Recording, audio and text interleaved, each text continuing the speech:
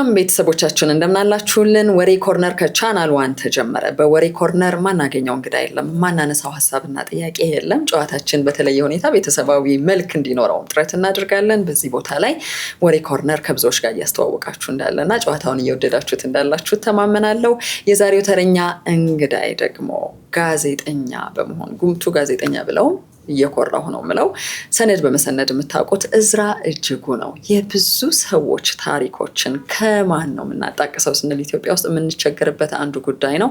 እዝራ እጅጉ ግን ከረዥም ዓመታት ወዲህ ይህንን ስራ እየሰራ ለብዙ ሚዲያዎች፣ ለብዙ ተቋማት፣ ለብዙ ሁነቶች በጥሩም በመጥፎም ሞትም አለ፣ ሹመትም አለ፣ መወለድም አለ። በእነኚህ ሁሉ ነገሮች ከነማን እናጣቅስ ሲባል ከእዝራ እጅጉ ነው የሚባለው ማንነት የገነባ ሰው ነው።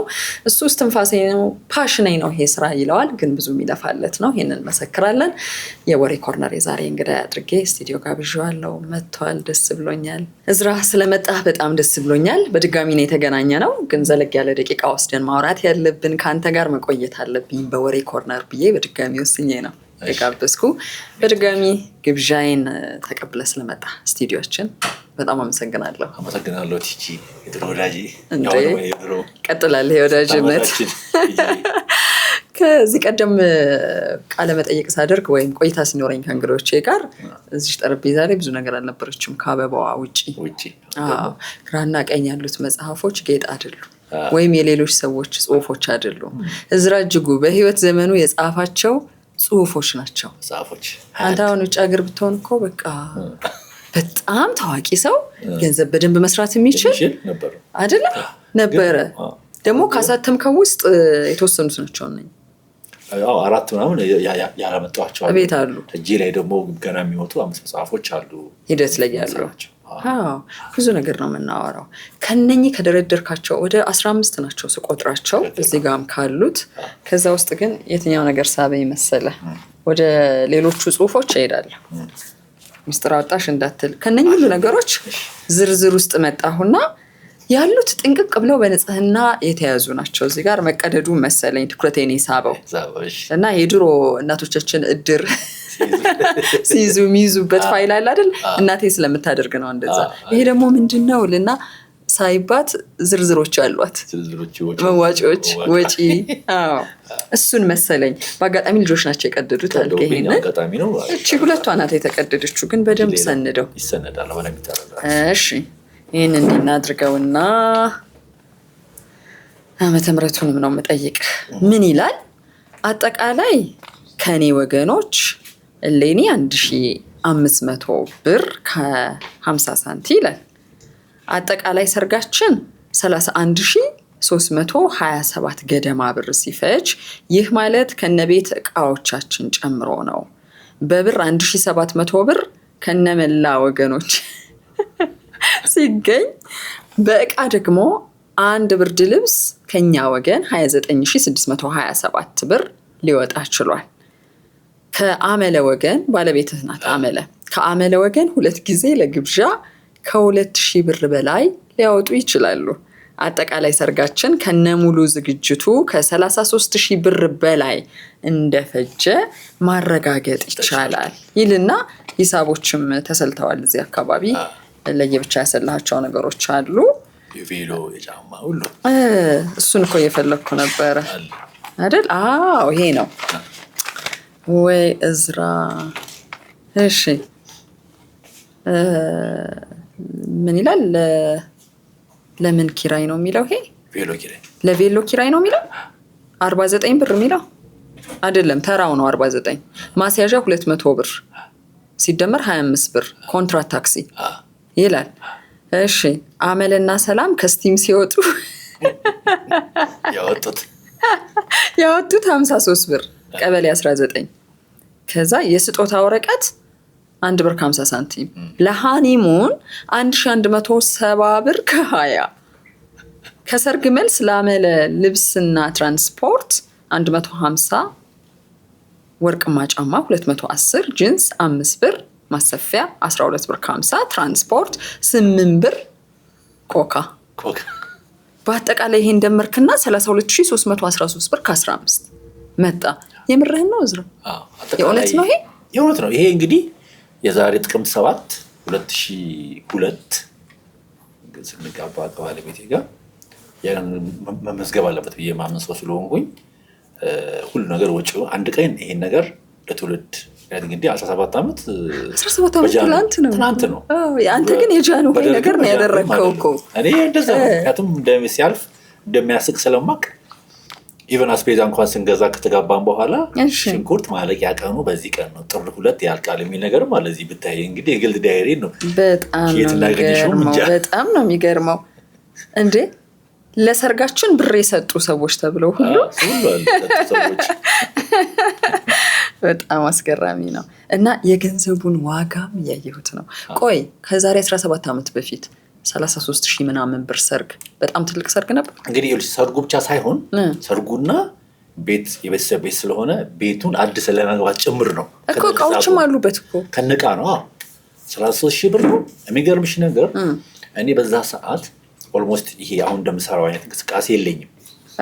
ገታ አድርጌ ነበር እንቅስቃሴዎቼ በብዙ ምክንያቶች በግል ምክንያት ያለውም የምርጫ 97 ቀዝቀዝ ሲል ምናምን የራሴን ስራ ጎን እየሰራው ወደ ፋና ገብቼ ነበር እና ይሄ ፋና በነበርኩበት ጊዜ ነው ያኔ ማለት ነው። ስለዚህ ብር 1,090 ነች ደሞዝ ትዝልሻል። ስለዚህ 1,090 ካልኩ ይሄ ደግሞ ከፋና ከገባው ገና 1 ዓመት ከምናምን ነው። ስለዚህ ብዙ ገንዘብ አልተጠራቀመም ነበር። ምክንያቱም ከባለቤቴ ጋር ፈታ የምንልበት ታይም ስለነበረ ቀደም ብለን ወጥቷል ስለወጣ ደግሞ ገባሽ ገንዘቡም ትንሽም ስለሆነ የሆነ አርገሽ ታውያዋለች ለቤት የሆነ ነገር ተጫለች ምናምን ቶሎ ልቅ ነው የምትለው እንጂ ለማጠራቀም የሚያስችል ነገር አልነበረም። ተጨማሪ ስራዎችን ቢዝነስም እንቅስቃሴ አልነበረም። ስለዚህ ያለኝ አማራጭ ያው የተወሰነ ነገር ከእናቴ መውሰድ የሆነ ነገር የሚሸጥ ነገር ነበረ። እሱ ተሸጦ ነው 30 ምናምን ሺህ ብር ለሰርጋችንም ለልብሳችንም ቤቱን ለማደስም የሞላው። ምን የቀረ ነገር አለ? የፀጉር ስራው አልቀረ። የቬሎ 1500 ብር ኪራይ፣ የሆቴል 650 ብር በሰው ነው አጠቃላይ። ሆቴል ማለት ያለበት ማለት ነው ያደርንበት ቀን አዳር ነው። የማርቸዲስ 800 ብር ለአንድ ማርቸዲስ የተጓጓዛችሁበት ከቤት ቸርች የሄድንበት ማለት ነው። የጥንቱ ትዝ አለኝ የሚል ፕሮግራም ነው የመሰለኝ ይሄ። ሌላ ደግሞ መነጽር 50 ብር ይላል። የሙሽራ ወንበር 200 ብር ኪራይ ነው። የቪዲዮ ኪራይ ካሴት የቪዲዮ ካሴት 100 ብር እያልክ ሄደሃል። በጣም ነው የሚገርመው። ብዙ ሰው ተጠራ ለሰርጉ። የሚገርምሽ አባቴ ካረፈ ያኔ 7 ወሩ ስለነበረ እንዴት አባቱ በ7 ወራቸው ይሰርጋል የሚል ትችት እንዳይሰነዘርብኝ በመስጋት ዘመድ ምንም አልጠራው። ትንሽ ሰው ምንም ኦልሞስት በጣም መቀረባት ያክስቴ ልጅ ጉንዬ የምስራች ኃይሌ እሷንና ባሏን እናቷንም አልጠራውም፣ አክስቴንም አልጠራውም። የማዘር በጣም እህቶችም አልነበሩም። ከዛ የቸርች ሰዎች አድርገን በዩጎ ሲቲ ቸርች አይ ቲንክ ነበሩ። ቤቲ ነበረች፣ ዘኪ ነበር፣ ናዳም ነበሩ። ጥርምጥን ያለ አደረግንና ከዛ ለብቻ ደግሞ የእሷን እናት የእሷን እህቶች የኔ ከመሮች ተወሰነ አድርገን 20 ሰው አድርገን ደግሞ እንጎቻ ግብዣ አደረጋችሁ። እንጎቻ ወደ 2 ሰፈር አካባቢ ደንበል ካፓን አካባቢ እዛ ግብዣ አደረግን። በቃ ጨረስ 20 ሰው ማለት ነው። ጨረስክ ጣጣ አለቀ። በረጋታው ደብረ ዘይት ሃኒሞናችን በ1,170 ብር ማለት ነው። እሱ በዚህ ለተበኛለሁ። እሺ 1,170 ብር ደብረ ዘይት ሄዳችሁ አይደል? እዛ ሄዳችሁ እንዴት ነው ይሄ ገንዘብ? በወቅቱ ደግሞ ቅንጦት የነበረበት ቦታ። ምን መሰለሽ እንግዲህ እኔ ፕሪንሲፕል ሰው ነኝ ከድሮ ጀምሮ በመርህ አምናለሁ። አጋጣሚ ደግሞ እኔ ማግባት የምፈልግበት ጊዜና ገንዘብ የለም። አጋጣሚ ኪሳችን አይገናኝም አንዳንድ ነገር። በቃ ሰኔና ሰኞ ሆነብህ እና ባለቤቴ ሁሌ ለማነሳላት ያኔ ብር ስላልነበረን ጥሩ ሆቴል እንደርና አልኳት። ቶሚ ኢንተርናሽናል ሆቴል እዛ እንደርና በቀን ግን 2 ጊዜ እንብላ 5 ሰዓት እንነሳ። ምክንያቱም እጃችን ላይ ያለው 1,170 ብር ከነ ትራንስፖርት ከነ ምናምን ብለን በቃ 2 ጊዜ ብቻ 5 ሰዓት ላይ እና ማታ ብቻ እየበለ ጥሩ ሆቴል አደር ቁምሳ። ምክንያቱም ጥሩ ሆቴል ስታድሪ ኮምፎርት አለው ምናምን ለመዝናናትም ይመቻል ቦታ። አለበለዚያ ግን ትንሽ ሆቴል ከሆነ ስለማናገኘው ኮምፎርቱን የምናገኘውን ለምግብ እናወጣው ሆቴል ላይ እናውለው ምናምን አደረግንና ተስማማችሁ። በዛ ተስማምተን አንድ 10 ቀን ቆይተን እኔ ያኔ ሰርግህን መነሻ ስለገረሜ ነው እንጂ ውስጡ የአስቤዛ ጉዳዮች የተጻፉባቸው ነገሮችንም አይቻለሁ። አስቤዛች መቼ እንደሚያልቅ አንዱ እንደውም ምንድነው ጥር ላይ ያልቃል መኮረኒ ነው ያልከው። ጥር ላይ ያልቃል። የምርህን ነው? እንደዛ ትጽፍ ነበር? ጽፍ ነበር። የሚገርምሽ የተጋባን ሰሞን እንደውም እኔ ምን ብዬ ነበር መሰለሽ ጓደኞቼ ሳስቃቸው ነበር። እኔ ቤታችን ውስጥ ህገ መንግስት ይኖረናል ብዬ በጽሁፍ ሁሉን ነገር በጽሁፍ ነው በእቅድ ነው የምናደርገው። አንደኛ ያኔም ፋና ፕሮግራሞችን እቅድ እናወጣል ነበር። እኔም አሁን ሳገባ አቸዋለሁ እነ ማሂ ቤተልሔም፣ ክብሬ፣ በረከት፣ ደመቀ ጓደኞቻችን ነበሩ። እዛ ምሳ ስንበል እኛም ታያላችሁ ህግ ነው የማወጣው። በዚህ ቀን ይበላል፣ በዚህ ቀን በሰዓት ይገባል እላለሁ። ገበያ በዚህ ቀን ይሄዳል፣ ይሄ በጀት አለ በጀት አለ። ግን ያው በተወሰነ ጊዜ ይሄ ነገር ሰርቷል እስከ 2005 ድረስ ማለት ነው። ጠቅሞሃል ወይስ ዝም ብሎ ውስጥ ስለሚያምንበት ነበር የሚያደርገው? በጣም ጠቅሞኛል። ለምን ሁሉን ነገር ሁሌ አታደርጊው። በኋላ ላይ የለመድን ስንሄድ ባለቤቴም የኔን ባህሪ የገባት ሲመጣ ከዛ የሚያስፈልገን ነገር ገቢያችን ሲጨምር እያደገ መጣ።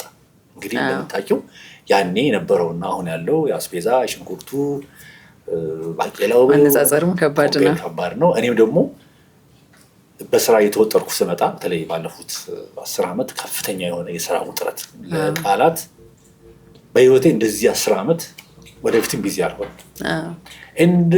እንደተመኘኸው ነው ቢዚ የሆንከው።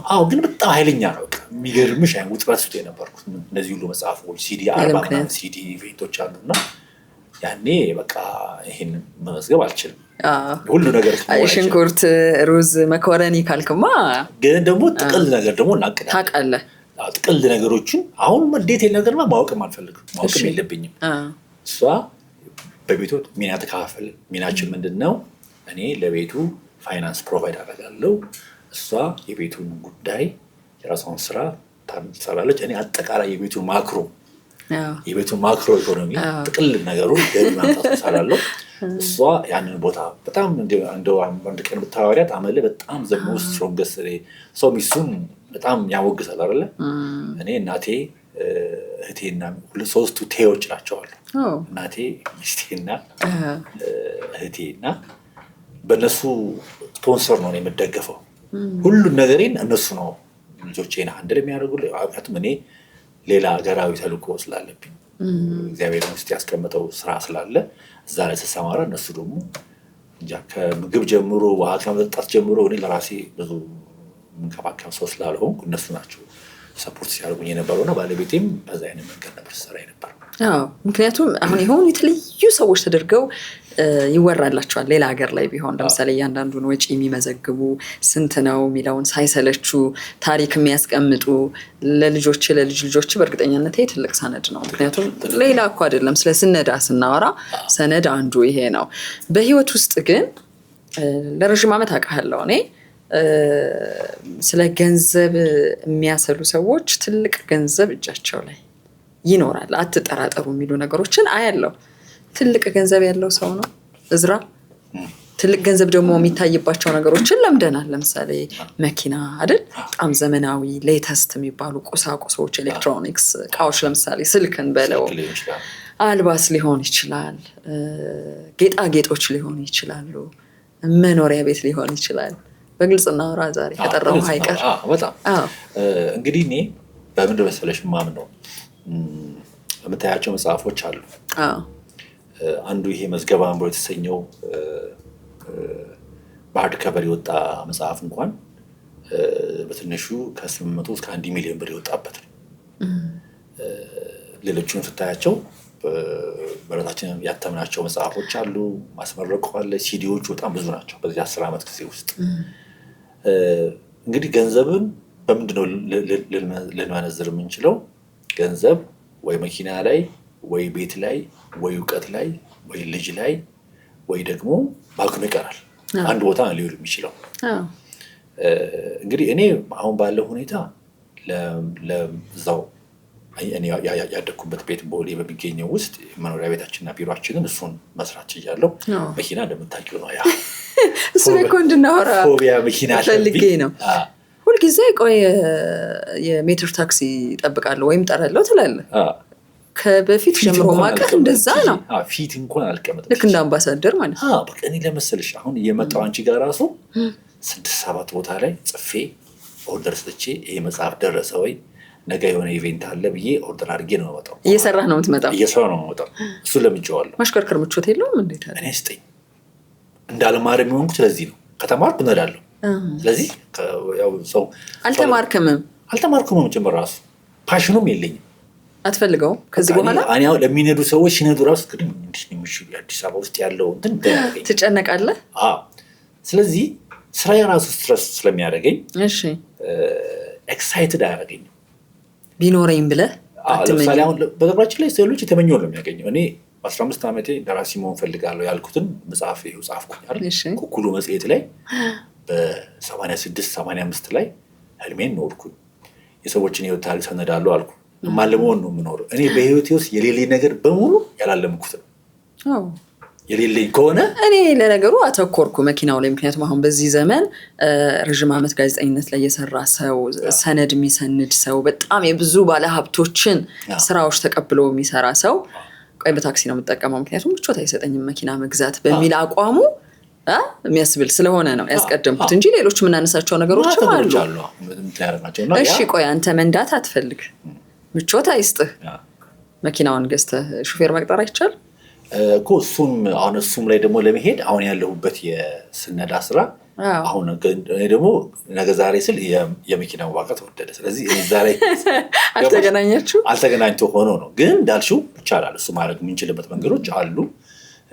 ግን ስቲል አሁን ባለቤቴ እሷን መኪና ተምራለች፣ መንዳት ትችላለች። ግን እሷ ራሷን ስታስበው ቤት ላይ እሷ ደግሞ የሪል ስቴት ብሮከር ነች፣ የራሷ ፀጉር ቤት አላት ምናምን። ስለዚህ እሷ ደግሞ በቃ ትልቁ ኢንቨስትመንት ቤት ነው እያለች መጣች። ቤትን እየሰሩ እያደሱ መሸጥ ነው ማለት ስለምታስብ ነገ ብዙ 4-5 ቤቶችን ትብል ቤት ላይ ነው ኢንቨስትመንት። መኪና ምንም ትልቅ ኢንቨስትመንት አይደለም። አይበዘብዝም ግን አሁን በገንዘብ አለ ብዙ ቦታ ትንቀሳቀሳለህ፣ መስራት አለበት። እኔ ለምሳሌ ልንገርሽ አሁን ገቢዎች አሳውቃለሁ። ከፈረስ አወጥቻለሁ 120 ሺህ ምናምን ብር አመት። ትንሽ ነው 120 ሺህ ብር ተጉዛሃል በአመት የተለያዩ ቦታዎች ላይ ለመሰለሽ ስራው ላይ አብሬ አዳርገዋለሁ። ለምሳሌ አንቺ የሆነ ስራ ስትሰጪኝ አብሬ አዳርገዋለሁ። ለምን ኮንፈረንስ ተጠብቆ ነው መሄድ ያለብኝ። አንድ ቦታ ሲሄድ ስለዚህ ወራረድ ቶሎ መድረስ አለብኝ። ከድርጅቱ ራሱ ከተወዳጅ ሚዲያ ራሱ ድርጅቱ ተወዳጅ ሚዲያ የራሴ ያወራልኛል። ወጪም ሲዝ አብሬ ነው የሚይዘው። ስለዚህ ገባሽ? እኔ በዛ አመት ስለሚያዝ በጀቱ በ120 ሺህ መኪና አታገኙ። ምናልባት የ5 ዓመት እንኳን ብታድኙ በ500 ሺህ ብር መኪና የለም። ስለዚህ ያን ነው ለጊዜው አሁን እንግዲህ ጊዜያዊ የሆነ ፕላኔ ማለት ነው። እንዳልሽ ደግሞ ነገ ቀይር ብዬ ምክንያቱም እኔ ለቴክኖሎጂ ቅርብ ነኝ እንደምታውቂው። የመንዳት አለመማር የአንደርስታንዲንግ ፕሮብሌም የለብኝም። ግን አንድ ቀን ሁኔታዎች ሲረጋጉና የአእምሮ ሁኔታ አይቼ ልትወስን ትችላለህ፣ መወሰን እችላለሁ። ምክንያቱም ልጄ አሁን 14 ዓመቱ ነው። መኪና መቼ በነዳው እያለ ነው። ስለዚህ 4 ዓመት ጠብቅና ውጭ ካልሄደ እዚሁ ካለን እዛ ከሄድን እድሜ ለሱ እሱን ቀጥረዋለሁ ማለት ነው። አንድ ምክንያት ተገኘ ማለት ነው። እዝራ ሀሳቡን ሊቀይር አንድ ምክንያት። ምክንያቱም ለረዥም ጊዜ ምን ይሰራል መኪና ስትለኝ ስለማቅ ነው። ሌላው ማስታወስ የምፈልገው ነገር ለምሳሌ ረዥም ጊዜ እንስቅ ነበር ከጓደኞቻችን ጋር። ስልክ አሪፉ ስልክ ስማርት ስልኩ ቤት ነው ያለው። ምን ይሰራል? ስራ የምሰራው ቤት ነው። ስለዚህ ቤት ስሄድ አገኘዋለሁ ትልና እቺ ትንሿ ባለጎማ ስልክ ነው ይዘህ የምትወጣውና እሱ ጎድቶኛል። ለምሳሌ ያን በመያዜ እንደ ጎዳኝ መቼ እንደው ልንገርሽ። ጎዳኝ የኦቲዝም 10 ነገሮችን ስንሰራ አስታውሳለሁ። ታች ይጠፋብኛል ብዬ ስለማሰብ እንግዲህ ለማንኛውም ነገር እኔ አቀርባለሁ። ምክንያት መኪናው ክራውድ ስለሆነ አልነዳም፣ ፎቢያ ስላለብኝ አልነዳም እያልኩ አቀርባለሁ የሆነ ምክንያት ራሴ። ይህንንም ታች እንትን ብለው ይወስዱብኛል። ስለዚህ ታች በገዛ ዋጋ ያለው የሚል አእምሮን አሳመንኩኝና ግን ሰዎች ፋይል ለመላክ ሰዎቹ ጋር ደውዬ በሰው ያስላኩኝ። ፒዲኤፉን ሞባይል ላይ ኤው በዘሪሁን ነው ማስልከው እያልኩ እኔ መላክ ስችል ማለት ነው። ያ መሆኑን ሳቅ አውቶማቲካሊ እድሜ ለፋና ያኔ ፋና የሚሰጠን ታብሌት ነበር። ታብሌቱ ተሰጠን 2013 ተገላገልክ። ልክ ታብሌቱን ሳይ ስላልገዛሁትም በነፃም ስለሆነ ተቀበልኩ። ከዛሬ ጀምሮ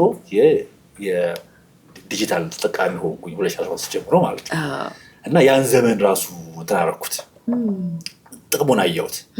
ምክንያቱም ኮምፒውተር ቁጭ ብለሽ ትንምትይ ነው። ይሄ ግን እየሄድሽ የምትሰሪ ነው። እንደውም አሁን ለአሁኑ ስኬቴ በጣም አስተዋጽኦ ያደረገልኝ በስማርት ስልኮች መጠቀምና ቴሌግራም፣ ዋትሳፕ፣ ኢሜይል፣ ቫይበር ዱባይ ከሆነ ደግሞ ቦቲም እንደመጣቂ ነው።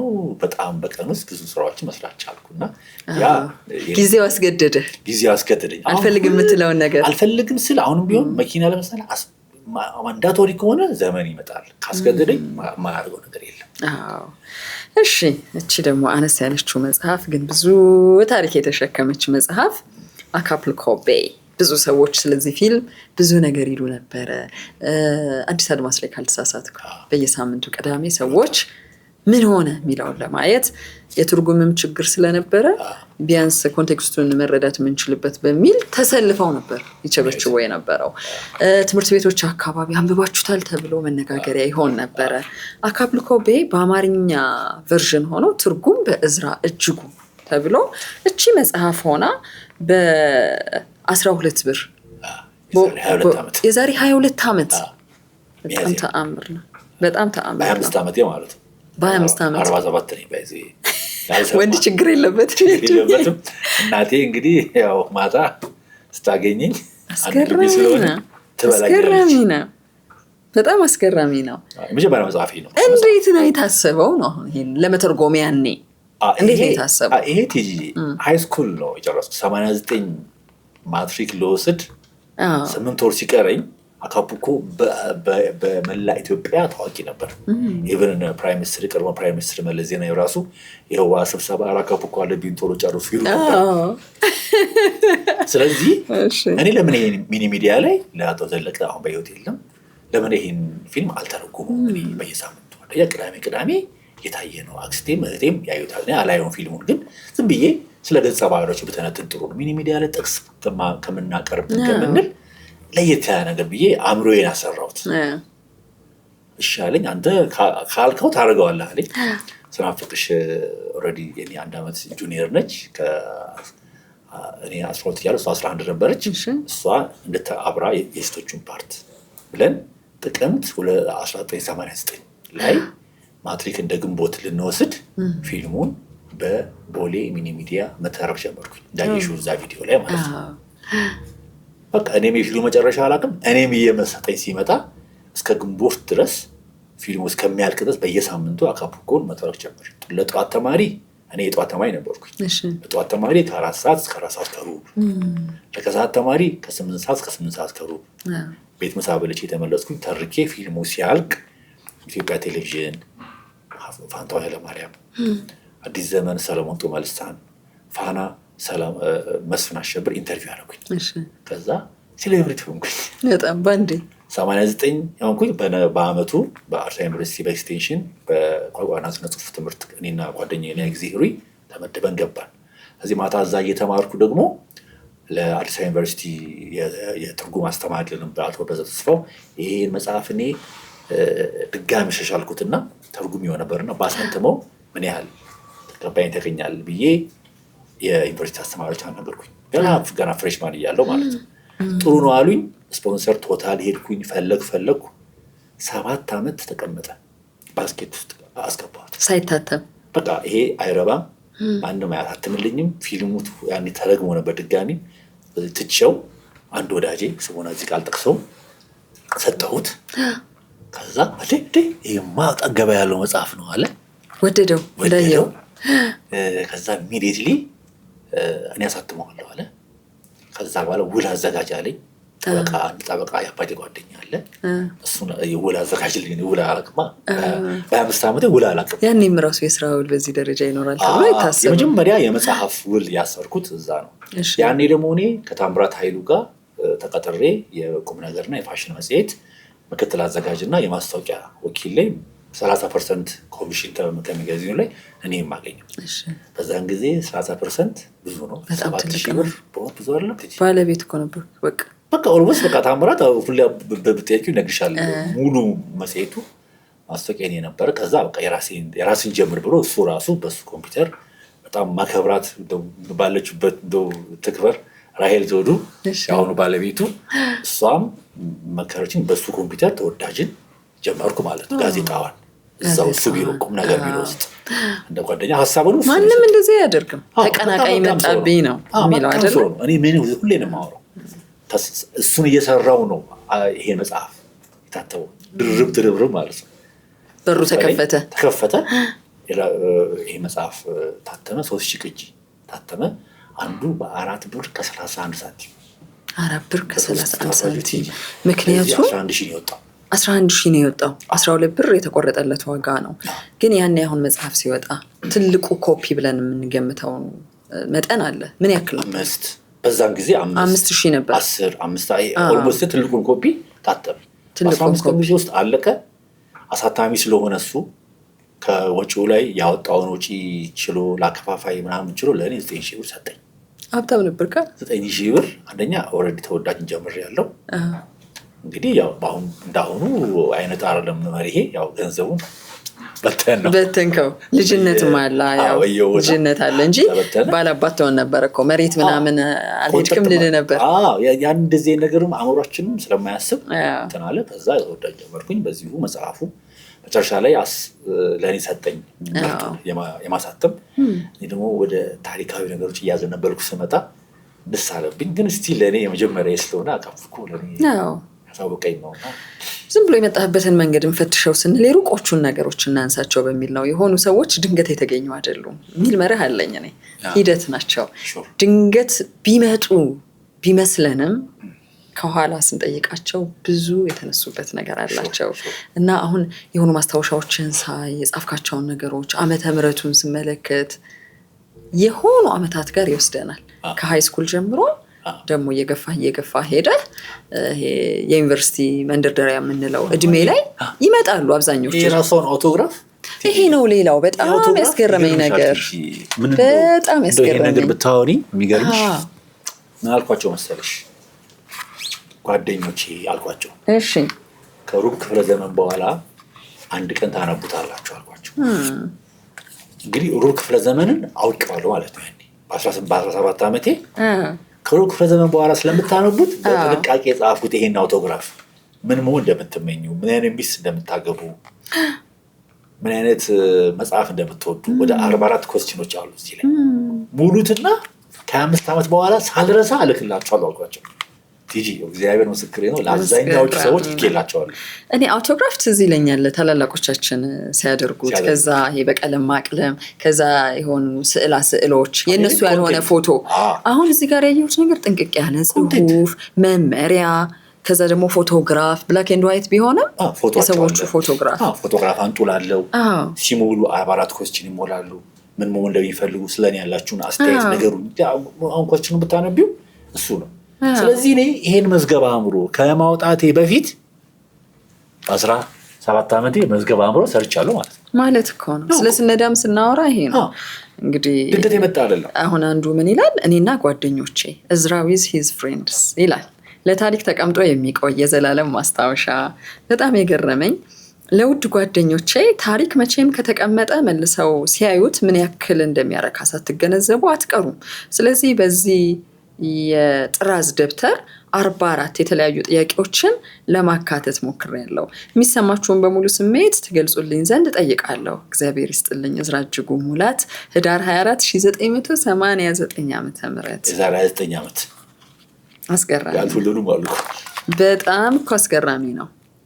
እና የገረመኝ ነገር ስም ከናያት፣ የትውልድ ቀን፣ የፀጉር ቀለም፣ ትምህርት የጀመራችሁበት ዓመተ ምህረት፣ የእናት ስም፣ የምትወዱት የወንድ ስም፣ የሴት ስም፣ የምትወዱት መጠጥ፣ የምትወዱት ምግብ፣ የተከፋችሁበት ቀን፣ የተደሰታችሁበት ቀን እያለ 44 ጥያቄዎች አሉት። እነኛ 44 ጥያቄዎችን ጥንቅቅ አድርገው ሞልተው ከፎቶግራፋቸው ጋር ነው የዞኩኝ።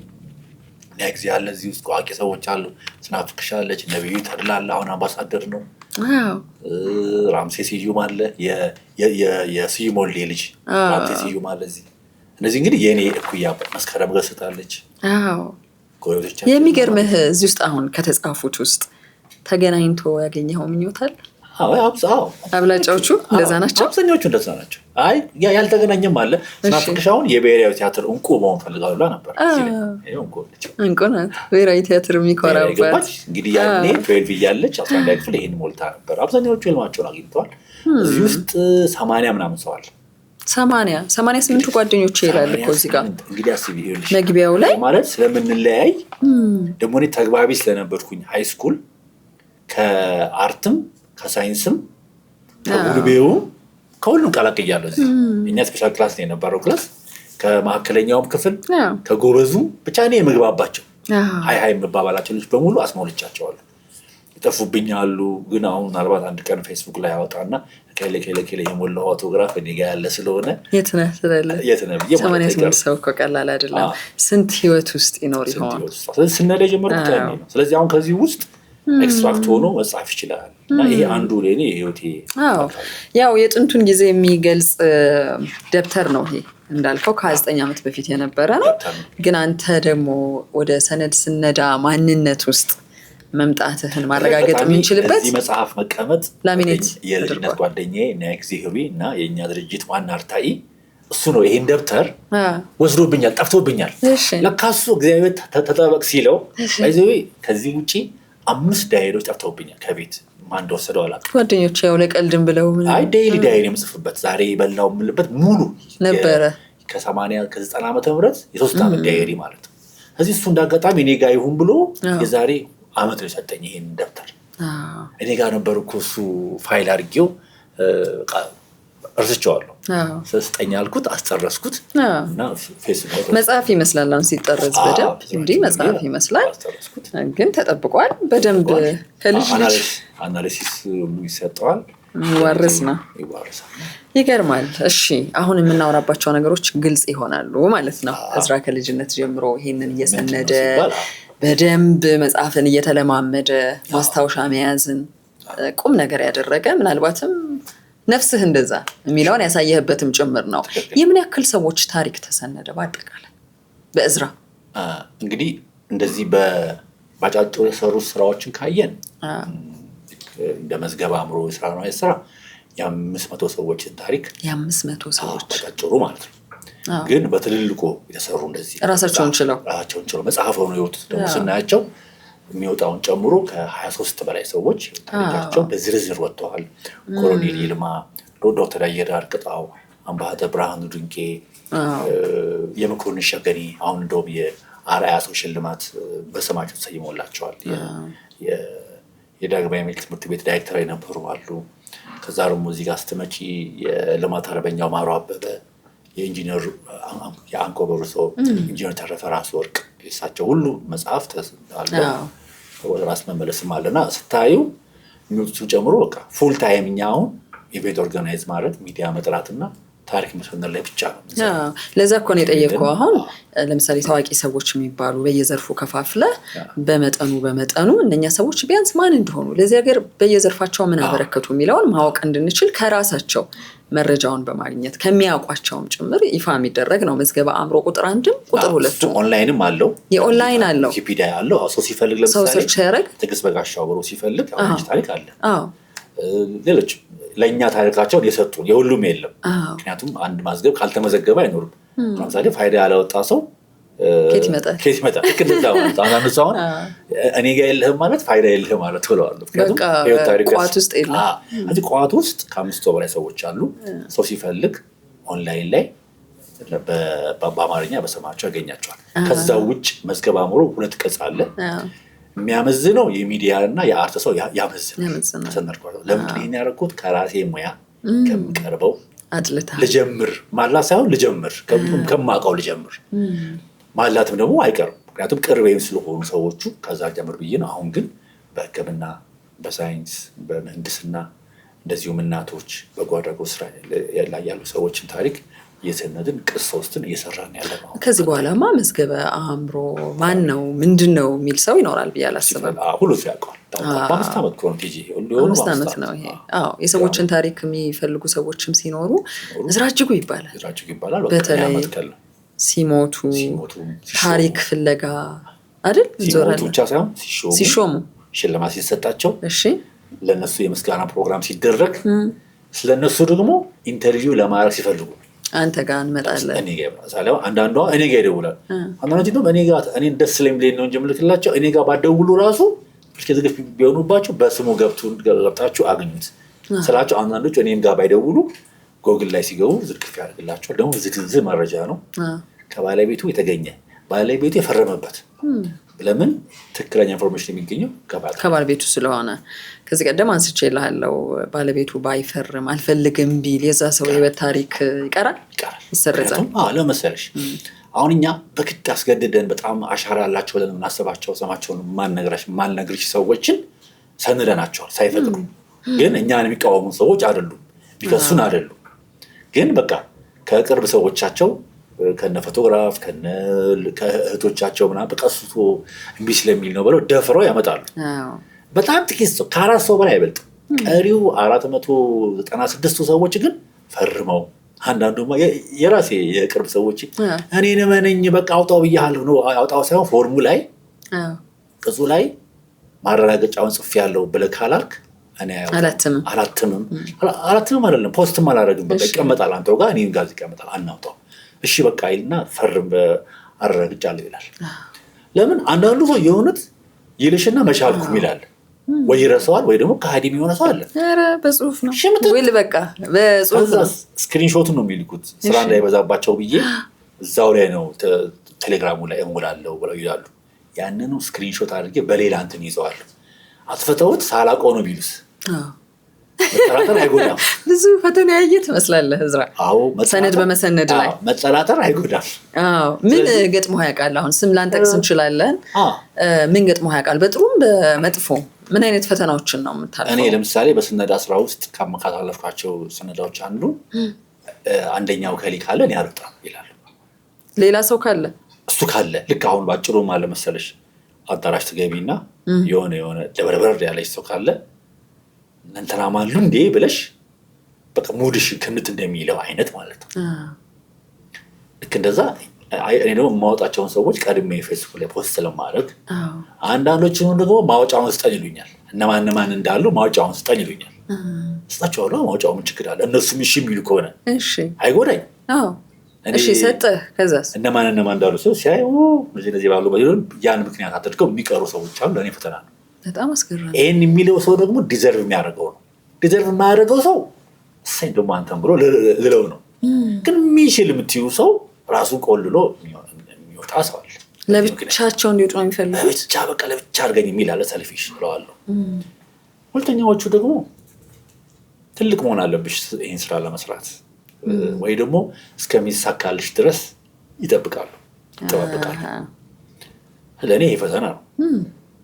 አንዳንዱ ደግሞ አለቅጥ አልሰራውም እያለ ራሱን ባልሰራውን ሰበብ በሎ ፕሮፋይል ሰበብ ራሱን ከፍ የሚያደርጋል። የእውነት ትህትና ነው ወይስ አልተካየ? የእውነት ያልሆነ ገብቶሻል። ለሌላ ይሰጣል። ለሌላ ቦታ ላይ ይሰጣልና እዚህ ቦታ ላይ ለመምጣት ራሱን እንዳትቀየመውም አንተ እንዳትቀየመውም በዚህ ምዛም ሚል ማለት ሰዋል። ቆይ እስቲ ትንሽ ልስራ ይባላል። ግን ዞሮ እኔ አንዳቸው ፈተና እኔ በነገራችን ላይ እኔ በህይወቴ ፈተና ብዬ አላውቅም። ስጠየቅ እንደው ለሌላው ፈተና የሚሆን ብዬ ማስበው ነው እንጂ ለእኔ መማሪያ ናቸው። አንዳንዶቹ ማልጠብቃቸው ሰዎች እንደው ስቲጂ አንዳንድ ሰዎችን እንኳንም አልሰነድኳቸው አልኩኝ። ለምን ምን ነክቶኝ ነው? በቃ እየበሰልኩ ስመጣ ነው ስነዳ ላይ ሁሉ ሰው አይሰነድም። የሁሉም ሰው ታሪክ አርአያ አይደለም። አርአያ ያልሆኑ ሰዎች አሉ። በኋላ ላይ መለስ ብዬ ሳስባቸው ከሌ እውነትም ለካም ቢያለ ትክክል ነው ያልኳቸው አይመጥነውም ጉዳዩ ትላለህ። በቃ እኔ በቃ አሁን ያን ሰውዬ በመሰነዴ የሚቆጩኝ ሰዎች የሉ። ግን ስለምናቸው የነበሩ ሰዎች ግን ለካም ቢሚሉኝ ለካ እግዚአብሔር ለእኔ ቴኬር እያደረገልኝ የማይሆኑ መንገድ አያስፈልግም። እነዛ ሰዎች ከሌ ማለት አያስፈልግም። ግን ተከታታይ 5 ዓመት አየኋቸው አሁንም ድረስ። እኔ ክራይቴሪያዎች አሉኝ። በኢትዮጵያዊነት ዘላቂታዊ ስራ መስራት፣ ኢትዮጵያን አድ የሚያደርግ ነገር፣ ፖዚቲቭ ኤንድ ኮንስትራክቲቭ ገንቢና አዎንታዊ ሰው። በቃ አንተ ተከታታይ 7 ዓመት 8 ዓመት ተማሪ ነገር ከሆነ አዲስ ሰው ሊሆን አይችልም። ወር ደግሞ አዲስ ሰው ሲሆን አያለው እኔ ለጊዜው ፔንድ አድርገዋለሁ። ያ ሰው እሱ የገባ ይመጣ አይሽና እኔ ብዙ ሰው እኔ በነገራችን ላይ አንዱ መዝገብ አእምሮ የእናንተ የወጣበትን ለመስራት 730 ሰው አናግሬያለሁ። 180 ሰው እሺ እንዲለኝ 730 ሰው አናግሬያለሁ። 730 ሰው በሚዲያ እና በኪነ ጥበብ ዘርፍ ሚዲያ ብቻ የመጀመሪያው ኤፈርቴ አብዛኛው ስጉተጉት የነበረው ጋዜጠኞችን ነው የነበረው። በተለይ የራሴ ዘመን ማጉላት ፈልግ ነበር። የቅርብ ሰዎችን አብረው ምሳ የሚበሉት ሰዎች በቀናነት ፍጹም በሆነ ቀናነት በቃ ይውጡና እድሉን ይጠቀሙ ይግቡ ብዬ ማለት ነው።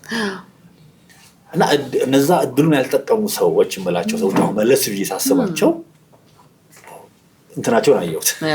በሰንላቸው ኖሮ ምን ነበር የሚሆነው? መለስ ብለህ አየሁ። የሚገርምሽ ከሰነርኳቸው ሰዎች አብዛኛው ሰው አድጓል። ልክ ነበርኩ ማለት ነው ያለው አየሽ።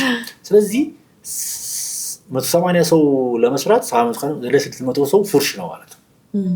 የሚያለግጣለ እኔ ተባርኩባቸው የሰው ምቀኝነቱን እና ከተሳካ በኋላ ደግሞ አንዱ ከአፈረና ኦነስት የሆነ ሰው በቃ አሁን ይችላል አለ ታሪኩን ሰጠኝ። አንዳንድ ጊዜ ደግሞ እንዲህ ጥፋትን ማምነው ይቅርታ ማለት ጥሩ ይላል። ካፈርኩ አይመልተኝም ብሎ ይቀራል። እግዚአብሔር ይስጣቸው ለቀሩ ሰዎች በዚህ አጋጣሚ አመሰግናለሁ። በጣም አሁንም ባሉበት ቦታ ይሁኑ ነው።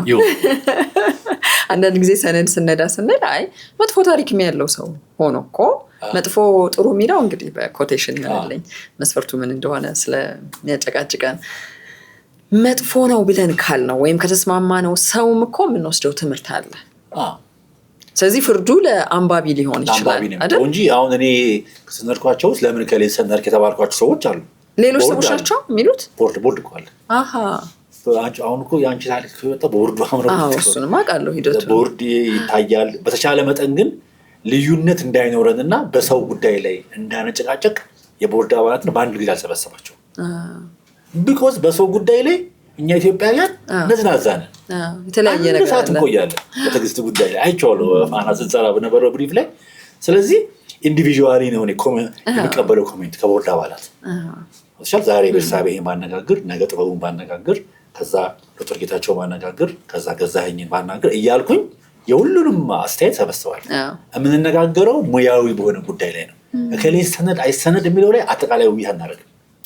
አንጻራዊ ስለሆነ ክራይቴሪያውን አንዳንዱ ደግሞ ባያዝድ ይሆናል በሰዎች ላይ። እዚህ በሚያውቁት ሰው ላይ ብቻ ጠቁሙ ከሌ ነው የምንለው። እከሌ ላይ ብትሰነድ ፕሮብሌም ምንድን ነው እንላለን። በዲፍረንስ የምናልፈው አለ። ቬቶ ፓወር የኔ ነው የታዲያ ደንቡ ላይ አለ። ቬቶ ፓወር የኔ ነው። በጣም ሲያሳምኑኝ እና ወቅታዊ የሀገራችን ሁኔታ ተከትሎ ያለ ሀገራዊ ጉዳይ ሲሆን ብቻ ነው እኔ በእነሱ ሀሳብ እንትን ብለው እንጂ እኔ አንድ ሰው ሰርቶ አስተዋጽኦ አድርጎ አይ ስለማታውቀው ነው ከሌ ምናምን ብሎ ቢለኝ አንድ ሰው የኔ ሀሳብ ገዢ እንዲሆን አያደርግም። መጨረሻ ላይ ግን ሁሉም ስብሰባ ላይ መጥተው እንዳየሽው እነዛ እኮ የቦርድ አባል ናቸው። ደስን ተጫኔ፣ ዘኪ፣ ዶክተር ጌታቸው፣ ፀሐይ ተፈረደኝ እነ የሀብ ከዘሪሁን ደግሞ ቴክኒካል ቲም ናቸው። ያ ጊዜ ቴክኒካል ቲም ነው። ስለዚህ ሁሉም በቃ መጨረሻ ላይ አፋቸውን በቃ የሚቃወሙ መጀመሪያ ላይ ነው የሚልሽ የሆነ ነገር ተሰርቶ ምናምን ሲያይ ማመን ይጀምራል። እሱ ሰርቶ ማሳየት የተባለው እኮ ነው። ከቅጽ 1 ቅጽ 2 ደግሞ ጥሩ የሆነ ይሄዳል። አሁን ለምትሰራውም ቀጣይ ነገር ደግሞ መነሻ ነው ማሳየት። አርቲስቶች፣ የፊልም ሰሪዎች እነ ቴዎድሮስ ተሾመ እነ ቃል ኪዳን ኃይሉን አሁን አስገባን። ጥበብ ላይ ያሉ ጋዜጠኛ ያልሆኑ ጆርናሊስቶችን አስገባን። ዘርፉ እየሰፋ ይሄዳል እንዳልከው። አሁን ይሰፋል። ቅድም ያልከው ለብቻዬ ጎልቼ መውጣት ፈልጋለሁ የሚል አባዜ አለብን ብዙዎቻችን። ማን ነው አብሮኛ ያለው ለብቻዬ ሲሆን ጥራኝ ወይም ደግሞ እነከላይ አይመጡኝም የሚል የጋራ ህይወት ታሪክ የለን። የሚገርመኝ ነገር እኮ እኔና አንተ የተለያየ ታሪክ ነው ያለን አይደል? አንድ አይነት ዘርፍ ውስጥ ብንሆንም ግን ደግሞ ለብቻቸው እንዲህ የሚያሰሩት ምሳሌ ፊት ለፊት አይኔ ውስጥ ስለገባ ነው። የህይወት ትውስታዬ ሌተናል ኮሎኔል ይልማ መንግስቱ ጀማነህ እንደጻፉት ይላል። እሱ ለብቻ ሲሆንና አንተ እንዲታተም የመጨረሻውን ስራ ስትሰራ ሂደቱ ምንድን ነው የሚሆነው? የሚገርምሽ ይሄ እነዚህ ከፍሎ የሚያሰሩ ናቸው። አንዱ ተወዳጅ ሚዲያ ገቢ የሚያገኘው በተለይ ባለፉት እንግዲህ ሲዲዎቹን ተከፍሎባቸው የሚሰሩ ናቸው። እኛ ያሳተምናቸው ስራዎች እንጃ ከሲዲዎቹ ከ40 ምናምኑ ከ10 አይበልጡ፣ ከመጽሐፎች ውስጥ ከ5 አይበልጡ። አብዛኛው ተከፍሎ ልጅ የአባቱን ታሪክ ሴት ልጅ አባቷን ታሪክ በጀት ይዘው ማለት በጀት ይዘው በስነ ስርዓቱ እስከ 1 ሚሊዮን 2 ሚሊዮን 500,000 400,000 እንደ መጽሐፉ ሁኔታ ነው የሚጽፉት።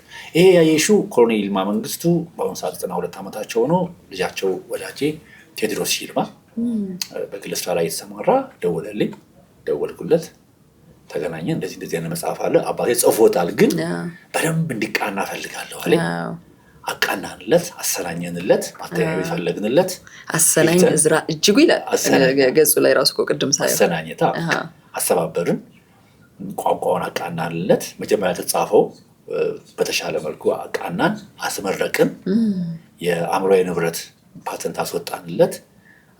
ከእሳቸውን ምርቃት ተቀበልን፣ እሳቸውን አገዝን በሳይኮሎጂ። ለምን ትልቅ ሰው ጎበዝ መባል ይፈልጋል። እሱ እኮ ጎበዝ ነው ተብለን እየተመላለስን ቤታቸው ታይሚንግ ኪላር ወሰድኩኝ። በአሁኑ ሰዓት የሚካኤል ማህበር ሲኖር ይጠሩኛል። ቤተኛ ሆነሃል? አዎ፣ ታሪካቸውን ሰርተህ ወዳጄ ናቸው። አመት በዓል ሲኖሩ እንጠይቃለን። ቴዲም ግል ስራ ላይ ንግድ ስራ ላይ ሰራ ሰው እሱ አለ። እነዚህ እንግዲህ ቤተሰብ ልጅ አባቱ በህይወት እያሉ የሰሩትን ስራ እንዲሰነድ ሲፈልግና በአባቱ ለመመረቅ ከፈለገ ገንዘብ ካለው የአባቱን ታሪክ ከብሮ ያትማል። አሁን ሂልተን ብቻ 1 ሚሊዮን ብር ነው ያወጡት ለምርቃቱ። ትውስታው ጥሩ እንዲሆን እንደው ሌላ ቦታ አባቴ ጥሩ ሜሞሪ ስላለው አለ ቴዲ። እግዚአብሔር ይስጠው ቴዲ። በዚያ አጋጣሚ ይሄን የሚያውቅ ከሆነ አድንቀዋለሁ። አባቴ ሂልተን ስለሆነ ዋና የሚዋኘው ምርቃቱ ሂልተን መሆን አለበት፣ አገር ፍቅር ብሔራዊ የሚሆንም ብሎ ስራ መጠለታ ሄደን አስፈቅደን ብለን ሂልተን የዛሬ አመት 2017 ላይ ተመረቀ። ኢትዮጵያውያን አሁን ከመጽሐፍ ጋር የግል ህይወታችንን የቤተሰብ ታሪክን በጽሁፍ በማስቀረት ብዙ ምንን ብዬ ነበር የማስበው። አሁን አንደኛው ቅድም ያየሁት ጥንዶቹ በህይወት መንገድ የሚል ባልና ሚስት ናቸው። ከቤተሰብ ጋር የሰራ ነው። እሱ ይገርምሻል። ይኸውልሽ እኚህ ሴት ወይዘሮ አምሳለ ወርቅ ኃይለማርያም ይባላል። ፋፋን ኢትዮጵያ ውስጥ ካስተዋወቁ ሴት አንዷ ናቸው እና የስነ ምግብ ወይም የኒውትሪሽን ባለሙያ ናቸው። ጤና ይስጥልኝ ስራ አቤት፣ እንዴት ነህ? ታሪካችንን እንድጽፍልን ፈልገን ነበር የኔን አሉ። መጀመሪያ ያው እኔ ብለው ማለት ነው። እና ምን ያህል ነው አሉ። ተነጋገርን። ሳስበው ባላቸውም ትልቅ መሐንዲስ ናቸው። ኢንጂነር ተፈራ ኃይሌ የአክሱም ጽዮን ቤተክርስቲያንን የግቢ ገብርኤል የቤተ መንግስቶቹን ዲዛይን የሰሩ የጃንሆይ አስክሬን የዛሬ 33 ዓመት ተቆፍሮ ሲገኝ ያገኙ ሰው ናቸው። መሐንዲስ ናቸው። አስክሬናቸው ያገኙ ሰው ናቸው። እና ስለማውቅ ይሄን ታሪክ ለምን የእርሶ ብቻ አይወጣም? የሁለታችሁ በአንድ መጽሐፍ ጥንዶቹ ተብሎ ለምን አይወጣም አልኳቸው። አይ እንደሱ እንኳን እኛ ሀሳባችን ዝም ብሎ ተጽፎ እንዲቀመጥ ነው ቤታችን ውስጥ ነው መሆን የለበት ባልኳቸው። የዛሬ ዓመት ግንቦት 2 ላይ ያስታውሳለሁ፣ ሚያዝያ መጨረሻ ላይ ልክ መዝገበ አእምሮ ቅጽ 2 ሊወጣ ሊመረቅ ሲል ተገናኘን፣ ተዋዋልን። 1 ዓመት ፈጀ። ቤርሳቤ ጌጤ በዚህ ስራ የአንበሳውን ድርሻ ተወጣች። ታደሰ ማሞ አሁን ፋና ብሮድካስቲንግ ኮርፖሬት ያለ ሲኒየር ጋዜጠኛም እሱ አርታኢ ሆነ። እኔ ያው የማሰናኘት የማስተባበሩን ከሰዎቹ ጋር የምነጋገሩን ስራ የማተሚያ ቤት ማድረግን ለ3 ሆነን ይሄን ስራ ሰራን። ዋናው ግን የዚህ መጽሐፍ ጸሐፊ ቤርሳቤ ነች። እንደውም እኮ ይሄ ጥንዶቹ በህይወት መንገድ የሚለው ጀርባውን ሳይ እንደው ቤት ውስጥ እንዲቀመጥ ነበር ያሰብነው። የትዳርና የፍቅር ህይወታችን ለልጆቻችን ያስተምራል ብለን፣ ግን ወደ መጽሐፍ ይቀየር ከተባለ ይላሉ ሶስላቸው ቤት 500 ኮፒ ነው ያዘዙት።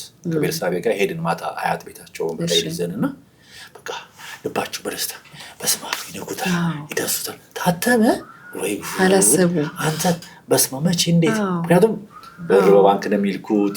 ኤቭሪቲንግ አድርገን ጨርሰን ማተሚያ ቤት ሁሉ ሳይሄዱ እኛም እንደዛ ምናደርገው ባይዘ መጽሐፍ ስፈልጊ ቀጥታ ትወያለሽ፣ አንቺ መረጃ ትሰጫለሽ፣ ታርሚያለሽ። ካለቀ በኋላ አትመን ብለን ለአንቺ እናስረክብሻለን።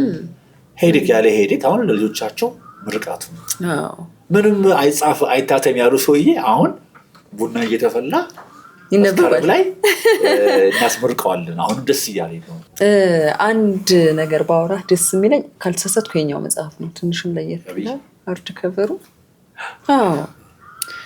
አብይ ኤፍሬም በቅርቡ እንግዲህ ካሳዘኑን ሞቶች መካከል አንዱ ነው። በወጣትነት መሞት ድንገት አለ ሲባል መጥፋት ከምንላቸው ወጣቶች ሞት ውስጥ አንዱ ነው።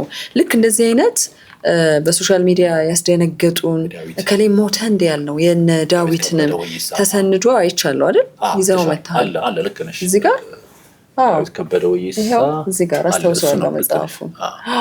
ይሄ መጽሐፍ ነው። እሺ እና አሁን እንደነኛ አይነት ታሪኮችን ስታይ ጓደኞች ናቸው፣ ወዳጆችህ ናቸው። ከዛ ደግሞ ህይወት በሌላ መንገድ ነገሮችን ይቀይራል። ዳዊት ያቺን ሰዓት ይላል። ለምሳሌ ፌስቡክ ላይ ነው ያየሁት መጀመሪያ የተሰማህን ስሜት በደንብ ጽፈህ ስለዚህ ወዳጅህ እና ህይወትና ሞት ታሪክ መሰነድ ውስጥ ያለ ነገር ነው ልትለኝ ትችላለህ። ግን ምንድን ነው የነገረህ? ለህይወት መርህን አስቆይሮሃል? ቢገርምሽ 2015 ላይ በጣም የምፈልገው ሰው የነበረ ሰው ነው ዳዊት። እዚህኛው ላይ ባለማስገባቴ ከሚቆጩኝ ማስገባት የነበረብኝ ሰው ነው። ግን አላገኘኸው። ምክንያቱም እኔ 18 ዓመቴን ጨርሼ እንዳልኩሽ ማታ ስለሆነ መማር የነበረው ዩኒቨርሲቲ ቀን ፊያሜታ የምትባል ጋዜጣ ሆሊውድ ሰይፉ ጋር፣ ፊያሜታ ደግሞ ዳዊት ጋር ሰራ ነበረ፣ ትርጉም ማለት ነው። እና ዜናዎችን ሰይፉ ሰራ ነበርና ያኔ ነው ዳዊትን ያወቅኩት። ዳዊት ከበደ ወይሳ እና ፊያሜታ ደግሞ ያው የመንግስት ተቃዋሚ ጋዜጣ ነች። ደግሞ መንግስት ያኔ የነበረውን ህወሓት መንግስት እቃወም ነበረ እና ፊያሜታ ላይ ሰራ ነበረ እና እሱ አንደርግራውንድ ውስጥ አድርገው ታስረውት ምናምን መጨረሻ ላይ በኬንያ በኩል አድርጎ 92 ላይ ከሀገር ወጣ። ከዛ በኋላ እኔ በስልክ እስከማገኘው ድረስ ለ20 ምናምን ዓመታት ያህል አልተገናኘንም ነበር። ሳገኘው እንደዚህ ታሪክ መስነን ፈልጋለሁ ስለ እባክህ በጣም አሪፍ፣ እንዴት ግን እስከዛሬ ያለሁበትን ቦታ አልነገሩህም ማለት እዚህኛው ላይ ይሄን ሲያዩ ቆጨው በጣም። ለዚያውም ዳዊት ልታይ የሚል አይነት ሰው አልነበረም። ሲያየው ግን ሀሳቡ ኢኖቬቲቭ፣ አንደኛ ያቀኛል እንዴ እዝራ አንተንማ ከነጅ ጽሁፍ ነው ማስታወሳል። እዛ በቃ አሁን እመጣለሁ ጥቅምት ላይ። እስከዛ ግን ታሪኬን እነግርሃለሁ፣ መቼ ኢንተርቪው ታደርገኛለህ? ነገ አልኩት። 6 ሰዓት ከሌሊቱ 6 ሰዓት በእኛ 6 ሰዓት ማለት በነፍ ቀን ነው። አትላንታ ቁጭ ብዬ 3 ሰዓት በስልክ ኢንተርቪው አደረኩት። ጨረስኩኝ። ለሪፖርተሮች ያው እኔ መጽሐፍ አቁሜያለሁ። ያኔ መጽሐፍ አቆምኩት እኔ ላኩላቸው። ትራንስክራይብ አድርገው ሰጡኝ። አርሜ ላኩለት። አርሞ ላከልኝ። ፖስት ተደረገ። በህይወት እያለሁ ሐውልት አቆመልኝ ብሎ ፖስት አደረገ ፌስቡክ ላይ። እዛ አሁን ባለቤቴ ክሊኒክ ስላላት እመጣለሁ ኢትዮጵያ ጥቅምት ምናምን ላይ ጥቅምት ላይ እመጣለሁ አለ። እንግዲህ መስከረም ሰንጀው ጥቅምት ላይ ኢትዮጵያ መጣ። ዓርብ መጣ። ቅዳሜ ሰርገው አለ። እሁድ ወጣና ማክሰኞ ዕለት መዝገብ አብሮን ይዘህልኝ ቅዳሜ ቤት ፌርዌል እናዘጋጃለን ፊጋ እና አሁን እና በቃ ነገና አለኝ። እሺ ብዬ የተለመደችው ራይዴን ይዤ ከቦሌ ከኛ ቤት ወደ ፊጋ ራይዴን ይዤ መጓዝ ጀመርኩኝ። 4 ሰዓት ከ30 ደቂቃ ነው። መዝገብ አብሮን ይዣለሁ። ቦርሳ እንደለመደው ባጌን ይዣለሁ። እየሄድኩኝ እያለ ፊጋ ምኑ ጋር እንደሆነ ፍርድ ቤቱ ጋር ጠጋ ሲል ደውልልኝ ብሎኝ ነበር። 4 ሰዓት ላይ በደውል አያነሳም። ከዛ ራይዴን ከፍዬ ወረድኩኝ። ቁጭ አልኩ የሆነ ተሻይ ይዤ 4 ሰዓት ነበር ያለ 5 ሰዓት 6 ሰዓት 7 ሰዓት 8 ሰዓት አይ በቃ የሆነ ነገር እንግዲህ ድንገት ስልኩ ቻርጅ ዶሮ እንትን ብሎ ነው ብዬ በቀናነት ከፊጋ ተመልሼ የሆነ ቦታ ተስፋ ቆረጥክ። ተመለስክ። ባለቤት ጋር ወክ እናደርጋለን። ወክ አድርገን ማታ ስንመለስ ጋደም ምስል አልጋዬ ላይ ተደወለልኝ ከጥበቡና ከታምራት ዳዊት ከበደ አርፏል። አስገራሚ እኮ ነገር ነው። ከዛ እንግዲህ መደንገጥ አይደለም ይሄ የሚባለው። ለምን ማንኛውም ሰው ሲሞት ትደነግጫለሽ። ቀን ስደውል አላነሳልኝም። አውቶማቲካሊ ዳቱል ማይላስ እዛ እየፈለግሽው ሳታገኙ ነው ወይ ሞተው አላየሁትም። እንግዲህ በአካል እንግዲህ 25 ዓመት ማለት ነው። እዛ ባለቤቱ ትዕግስት ሰገድ እሷን አገኘኋት እና አልኳት ምን ሆኖ ነው አልኳት። እንደዚህ ልብ ሃርት ኬዝ ነበረበት። እኛ ታች እያየ ነው እንትኑን ላፕቶፑን እንደያዘ እኛ ነው የተኛ ነበር የመሰለ። ስንት ሰዓት ነው ይሄ የሆነው? 4:30 ኧረ አንተ የደወልክበት የነበረበት ሰዓት ላይ እኔን አውርቶ ና በቃ ፊጋ ብሎኝ በ5 ደቂቃ በ10 ደቂቃ ውስጥ ነው እንግዲህ ቢኮዝ እሷ እዛው ቤቱ ሆኖ ግቢ በቃ እሷ ቤት ባለቤቱ ጋር አብሮ ነው የመጡት። ዶክተር ትዕግስት ሰገድ ማለት ነው። እዚህ እነሱ እየሰሩ እሱ ላፕቶፑን ይዞ እሷ ናፕ እየወሰደ ነው የመሰላት። ኦልሬዲ ግን እሱ ኦልሬዲ ኮላፕስ አድርጓል። ከዛ በኋላ ይዘውት ሆስፒታል እኔ ቤቱን አውቄው በመጣ ኖሮ በዛ ሰዓት እኔ እጅ ላይ ነበር የሚያርፍ የነበረው ዴቭ ማለት ነው። ደቂቃዎቹ እንደዛ ነው የሚያሳዩት። በቃ እንደሱ ነው የሚያሳዩት በመጣ ከዛ እነሱ ወዲያው እንትን አሉ። እኔ በዛ ሰዓት ስልኬ እሞክራለሁ፣ አያነሳም። ሰንባዲ አንስቶ ምናምን ቢለኝ ኖሮ ግርግር ላይ ነው የሚሆኑት፣ ወይ ሄዳለሁ ወይ አልሄድም፣ የሚሆኑ አይታወቅም። ዳዊት ሞተ። ከዛ የት ነው ቤቱ አሉኝ። ከጨርቆስ አካባቢ እዛ ቴሌው ጋር ማለት ነው፣ እዛ ነው ቤቱ። ሄድኩኝ። ከዛ የቅርብ ሰዎቹ ሰራዊት አለ፣ ከሰራዊት ጋር ተነጋገርን ምናምን እንደዚህ በቃ ለሰዎችን እንድንገር ሚዲያ እንድንጠራ ምናምን ነገር ተባባልን። በዚሁ አልፎ ከዛ 100 ቀን ሲሞላው ይሄ መጽሐፍ እንዲወጣ ለቤተሰቡ ቢኮዝ መጀመሪያም ታሪኩ እኔ ጋር ስላለ እሷም ስለተማመነችብኝ እኔ ሸዋዬ ገሰ ከጀርመን እና ሰራዊት ሆነን ይሄን መጽሐፍ አሳተም ገንዘብ ኮንትሪቢዩት አድርገን አጭር ጊዜ ውስጥ ለ100ኛ ቀን እና ርዕሷ ምን አልኳት? ዳዊት ያቺን ሰዓት that time ቲጂ ለሱ እንትነች። ከዛ አድርጌ ታሪኩን መጀመሪያውኑ እሱ አፕሩቭ ያደረገውን ታሪክ ራሱ ነው ወጣሁት። ቅጽ 2 ላይ ዳዊት ከበደው ይሳ አለ መዝገብ አምሮ ላይ አሁን ታሪኩ አለ። የዴቭ ታሪክ ያለ ይመስለኛል እዚህ ላይ እና ለቤተሰቡ ላኩላቸው። ትላንታ ትንሽ እንትንም ያመጣል ማለት አሟሟቱ አስደንጋጭ ነው። ለሰማው ሰው ሁሉ የሚያስደነግጥ ነው። የዳዊት ከበደን አነሳን። ቅጽ 2 ላይ ቃል ነው ገባው መሰረት እሱ ሰነድኩት። ልጆቹ መጡ። የተቀበረው ስላሴ ቤተክርስቲያን ነው። ታሪኩ ተነበበ። ቴሌቪዥን ፕሮግራም ተሰራለት። በቤቱ ተቀበረ ማለት ነው። በሀገሩ ምድር በስደት 5 ዓመት ከሀገሩ ርቆ ሄዶ መጥቶ ባጭር ቀናት ልዩነት እና አሳዛኝ ነው። ስለዚህ አጠገቤ ያለው አሁን ዳዊት አብይ ኤፍሬም ተመሳሳይ ውቅ ነው ያለ። በስልክ ነው የምንገናኘው። ቢዚ ነው። የዴፒቲ ፕራይም ሚኒስትሩ ጽሕፈት ቤት ኃላፊ ነው። አስደንጋጭ ነበር በወቅቱ እኮ የሱ አስደንጋጭ ነው። ድንገት ጠዋት ተነሳ ነው። አሁን እንግዲህ ከሱ ባለቤት ጋር ወዳጅ ነን እስከዛሬ። ለምን እሱ ሲያልፍ ምንድን ያደረግነው እኔ ኃይለ ሚካኤል በጣም ቀና ልጅ ኃይለ ሚካኤል ሌቢስ አሁን ካናዳ ነው ያለው። ይህን ነገር ሶስታችን ሆነን እና ሌላ አንድ ባለሀብት አሉ። ለምን የዚህን ሰውዬ ሜሞሪያል አናዘጋጅም?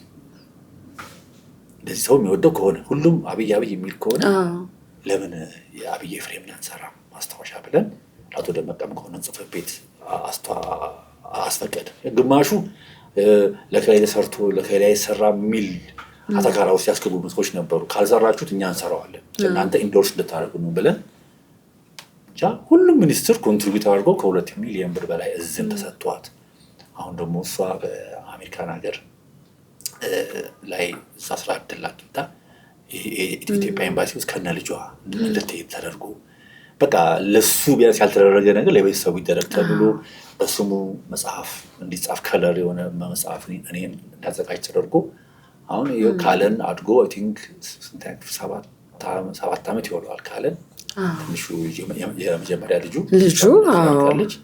እና ትዕግስትም ያው እስከዛሬ ለእኔ በጣም ወዳጄ ነች። በየዓመቱ ሁሌ ጠይቃታለሁ፣ እንገናኛለን። ለእኔም በጣም ወዳጄ ነች። በጣም ማለት እንግዲህ አስቢ ከለቅሶ ውጪ ሌላ ትውውቅ የለንም። በዝና ማታቀኝም የእሱን ታሪክ እንደተደርግም ታውቃለች። ከዛ ውጪ ግን ትውውቅ የለንም። አሁን ግን ኦልሞስት እንደ ታናሽ እህቴ የማያት ነች። አሜሪካን ሀገር ነው ያለችው። ታሪክ ስትሰንድ የሰው ታሪክ ያው ህይወት አለ ሞት አለ አይደል? እየሰነድከው ህይወቱም ያልፋል። ይዘኸው ቁጭ አድርገኸው ደግሞ ድንገት ልንሸልማቸው ብለን አርብ ልነግራቸው ብለን ማን ያለ ሙሉጌታ ለሚካኤል የጥቅምት አባት ሰው እንደዚህ ያረፉ ሰዎች አሉ። የነጻነት ወርቅነህ በተመሳሳይ አይደል? እሱም እንደዚህ ብዙ ነው እንግዲህ ስሜታዊ ያደርጋል። ያው በቃ ይሄ ታሪክ ቢያንስ ለተቀረው ቤተሰብ ወይም ደግሞ ዘርፉን ለሚያደንቅ የእሱን ችሎታ ለሚያደንቅ ሰው ታሪክ ሆኖ ይቀራል የሚለውን እኮ መተማመኛም ያሳያል። መሰነድ አለበት ታሪካችን የሚለውም ነገር። ገንዘብ አገኘህ በደንብ በእነኚህ ስራዎች? እንግዲህ ምክንያቱም ለምሳሌ ባላገኝ ኖሮ በዛሬ ጊዜ ያለው የኑሮ ውድነት ከቤት አያስወጣም ነበር። አያስወጣም። ሁለት ደግሞ ይኸውልሽ ማየት ያለብሽ ለምሳሌ ይሄን መጽሐፍ ሀርድ ከቨር ነው ማንም አይሞክርም ሃርድ ከቨር። ለምን ሃርድ ከቨር ከባድ ነው፣ ገጹም ዳጎስ ያለ ነው። ቢ5 ነው ማየት ያለ። ቢ5 ማለት ተለቅ ያለ ማለት ነው። የሁለት መጽሐፍ ሳይዙ ተለቅ ያለ ነው። እዚህ ይህን መጽሐፍ ለማሳተም ከራሴ ነው እንጂ የሆነ ሰው ሰጥቶኛል። በእርግጥ ተበድረህ ምናምን አይደለም፣ ተበድረህ አይደለም፣ ከራሴ ነው። እሱ ብቻ ደግሞ እንዳይመስልሽ እያንዳንዱ ሰው መዝገበ አእምሮ ከመውጣቱ በፊት ለሚጽፈው አርቲክል ይከፈለዋል። 5,000 6,000 7,000 ገና እኮ መጽሐፉ ሳይወጣ ሳይሸጥ። ቢኮዝ እኔ አየሽ እኔ አሁን ሚዲያ አንትረፕረነር ሆኛለሁ። እኔ አሁን ከደራሲነት ደራሲም ነኝ። አይኖ ጽፋለሁ፣ አያለሁ፣ አቶ ታረቃለሁ። ግን ሞር እኔ የሚያዋጣኝ አሁን ሌሎች ሰዎች እየሰሩ ሊቨሬጅ ለምሳሌ በቀን ውስጥ 20 ገጽ ቢኖረኝ ለ20 ሰጣለሁ። 20ውን ገጽ እኔ 20 ቀን እየፈጅብኝ ከሆነ 20ውን ገጽ ለ20 ሰው ዛሬ ስጪ 20 ገጽ በአንድ ቀን ያልቃል። እኔ 20 ገጽ በጽፍ 20 ቀን ለዛ ይከፈላል። በጊዜ እኔ ከታይም ጋር ነው ወጣው። በእግዚአብሔር በሰጠኝ እድሜ ውስጥ ሰርቼ ነው እማልፈው ብዬ ማምን ሰው ነኝ። ስለዚህ ገንዘቤ በዛ ያልቃል። ከዛ ደግሞ እንደገና ምንድነው ገንዘቤን ለበጎ አድራጎት ስራዎች አውላለሁ። በጎ አድራጎት ስራ ማለት ምንድን ነው? ለምሳሌ አንድ ደራሲ መጽሐፍ ካወጣ ከ5 እስከ 10 መጽሐፍ በአቅሜ እገዛለሁ። ያ መጽሐፍ ገዝቼ ቤት ያላጠላቅመው በየክፍለ ሀገሩ ያሉ አቅም የሌላቸው አዳዲስ የትምህርት ቤትና የክፍለ ከተማ የቴፒ ደሴ ሊሆን ይችላል፣ ትግራይም ሊሆን ይችላል፣ ቤተ መጽሐፍትን ለነዛ ዶኔት አደርጋለሁ። እዚህ መጽሐፍትን ቀድሜ ይዛለሁ፣ ሪዘርቭ አስቀምጣለሁ ማለት ነው። ከዛ ውጭ ደግሞ በየትኛውም ጊዜ በህይወቴ ውስጥ ምንም ነገር ቢከሰት ለራሴ ማስቀምጣቸው ነገሮች አሉ። ለማንኛውም ጊዜ ብዬ ማለት ጋር እኔ ገንዘብ ያባክን ድሮ ጀምሮ እንትን ይሄን ያህል ብር ብል ሰውዬ ገንዘቤ አይበተንም። ግን ደግሞ የሚገኘው ደግሞ ብዙ አይደለም። ለምሳሌ አሁን ጊዜው እየቀደመው ይመጣል። ለምሳሌ አሁን አንድ ሰው ታሪኩን ለመሰነድ ይፈልግና አቅም የለንም ይልሻል። ያለን 300,000 ብር ብቻ ነው። እኛ 1 ሚሊዮን ብር አንችልም ይልሻል። ቋቋ 1 ሚሊዮን ብር ነው። እኛ አይናችን ጠፍቶ ለይዞ ይደውል። ስለዚህ ሰውየው በቃ ይቅር እኛ በ1 ሚሊዮን ብር ነው የምንሰራው። ስራው ይህን ስራ አንመልሰው፣ ታሪኩ ይጥመናል። ስለዚህ እሺ እንቀበላለን። እንደሚሆን ታደርጋለህ፣ እንደሚሆን እናደርገዋለን። ስለዚህ የሆነ ነገር ሲሆን ባለሙያ ላይ ይውላል። እና ሰሞኑን ገቢዎች ራሱ እንትናችንን ፍሎውን ስናየው ካሽ ፍሎውን አብዛኛው ያገኘ ነው ኢንካም ኮስት ላይ ነው ያለው፣ ሙያ ላይ ማለት የሆነ ነገር ላይ የሆነ ነገር እንዲወጣ አድርገናል። ሁለት ደግሞ አንዳንድ ሰዎች ሙያውን ለማሳደግ ተጨማሪ ክፍያ ከፈሉ ካሉ እንከፈላለን። ከዚህ አሁን ገንዘብ አለው ሄደ የተባለው ስላለም ስራው ቀጣይ ያ ሳይቋረጥ እስከዛሬ ቀጥሏል። ሁለት ደግሞ ይህንን ድርጅት ለማስተዋወቅ የምንከፍለው ዋጋ አለ።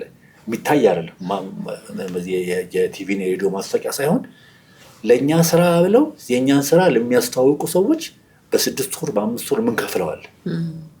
በየቦታው ኔትወርክ አለ። እንደምታውቂው የኛ ኔትወርክ አድጎ አሁን ሊፈስ ደርሷል፣ ሞልቶ ማለት ነው። ትልቁ ሀብት ደግሞ እሱ ነው። ትልቁ ሀብት። ስለዚህ ያንን በየጊዜው እንቀዛበታለን። ከዛ ውጭ ግን ገንዘቡ እንደምታስቢው ብዙ አይደለም። ገብቶሻል? ሁለት ደግሞ በቃ አመት ሲደርስ ደግሞ ምን አለ ገቢዎች አለ። እሱም ይወስዷል፣ መንግስትም ያገኛል። አሁን ቢሆን አነሳሰሪ የሆነ ካቱም ኦልሬዲ በቂ አካውንታንት አለ፣ ወጪዎቻችን ይዘን አነሳሰሪ የሆነ አንኛው ለምሳሌ ቋሚ ቅጥር ብዙ የለንም፣ ኦልሞስት የለንም ማለት ይቻላል። ከ3 ከ4 ሰው በስከ 35 ሰው ኮንትራክት ነው የሚሰራው። ስራው ሲመጣ ነው የምናሰራው። ስለዚህ አነሳሰሪ ኪሳራ ውስጥ አንገባም። ስለዚህ አልከሰርኩም፣ በጣም ባዶጄንም አልቀረውኝም፣ ተቸግሬ አላውቅም። በጣም ደስተኛ ነኝ። ቢያንስ አንድ ሰው አንድ የመንግስት መስሪያ ቤት ሲኢኦ ኃላፊ የሚሆነውን ደሞዝ አገኛለሁ። ዋው! የሲኢኦ ደሞዝ ስንት ነው የሚለውን አጣሪ 100 በይው 120 በቃ 100 እስከ 120 ያገኛል። ይሄው ስለሚታወቅ አሁን የስራ ደሞዝ እንግዲህ ፋና መጨረሻ ቅጥር መስሪያ ቤቴ ስንት ነበረ? እጄ ላይ የሚገባው 10,000 ምናምን ብር ነበር። ይገርማል። ራሱን ቀጥሮ ደግሞ ስራ ፈጥሮ ከዛ ውጭ ደግሞ ብዙ ሰዎች ጋር ውለታ የዋለ ሰናጅ ለኢትዮጵያም። አሁን ማን ነው ሰነድ የሚሰንደው ሲባል እዝራ እጅጉ የሚለው ነገር ማናችንም አያከራክርም። በድጋሚ ነው የተገናኘ ነው። እዝራ እንዳልኩህ በወሬ ኮርነር ደግሞ ላገኘህ በሚል ሀሳብ ተለዋወጠን፣ ደስ ብሎኛል። እነኚህ መጽሐፎች ፊት ለፊት በማውራታችንም እንደዛው አመሰግናለሁ በቤተሰቦቻችን ስም በድጋሚ ፈጣሪ ያክብርልኝ። የወሬ ኮርነር ቤተሰቦቻችን እንደተከታተላችሁት ነው። ሰነድ መሰነድ ምንድን ነው? ከየት ተነስቶ እዚህ ደረሰ? የዛሬው እንግዳችን ጋዜጠኛና ሰነድ ሰናጅ በመሆን የታወቀው እዝራ እጅጉ ለብዙዎቻችሁ አዲስ ሰው አይደለም፣ አዲስ ስም አይደለም። ብዙ ነገር አውግተናል። በነበረን ቆይታ ለነበረን ጊዜ ከልብ እናመሰግናለን። የዛሬው ወሬ ኮርነራችን በዚሁ አብቅቷል። በሚቀጥለው ሳምንት ከሌላ እንግዳ ጋር እንገናኛለን። በሰላም ሰንብቱ።